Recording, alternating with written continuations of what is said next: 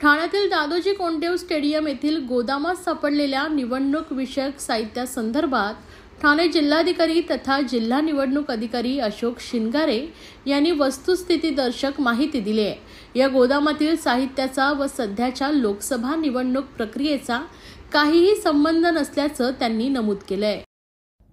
ठाणे महानगरपालिकेच्या दादोजी कोंडदेव स्टेडियममधील जुन्या आणि वापरात नसलेल्या एका रूममध्ये निवडणुकीच्या संदर्भातील जुनं साहित्य साठवण्यात आलेलं होतं। त्या संदर्भामध्ये आज एक बातमी प्रसारित करण्यात आलेली आहे।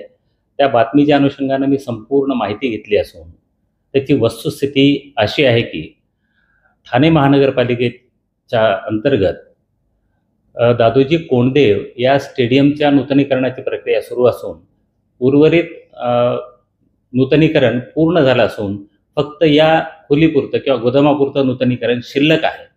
हे नूतनीकरण करण्याच्या अनुषंगानं ही रूम जर त्यात महत्त्वाचं साहित्य नसेल तर ती रूम ठाणे महानगरपालिकेकडे हस्तांतरित करता येऊ शकेल का, याच्या संदर्भामध्ये ठाणे उपायुक्तांनी आमच्याकडे विनंती केली होती।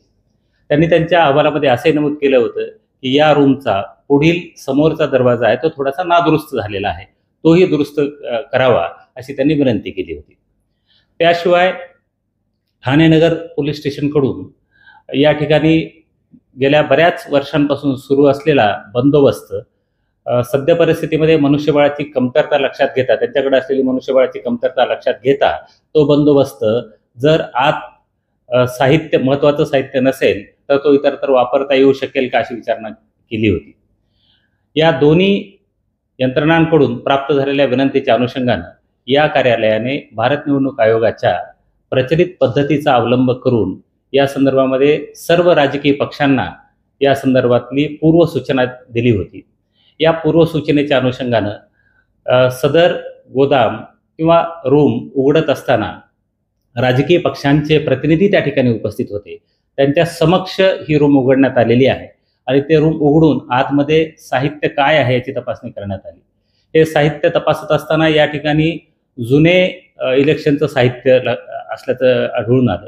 यामध्ये जुन्या ग्रामपंचायत, जिल्हा परिषदच्या इलेक्शन्स किंवा जुनं इलेक्शनचं साहित्य, लिफाफे, प्रोफार्मे असल्याचं लक्षात आलं।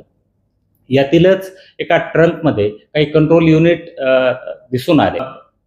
या संदर्भातला सविस्तर अहवाल माननीय मुख्य निवडणूक अधिकारी यांना सादर करण्यात येत आहे।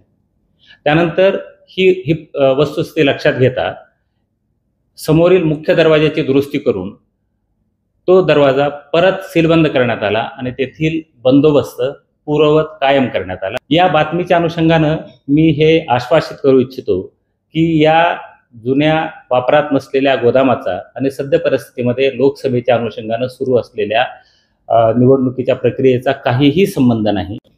या संपूर्ण प्रक्रियेचं व्हिडिओ चित्रीकरण करण्यात आलेलं आहे।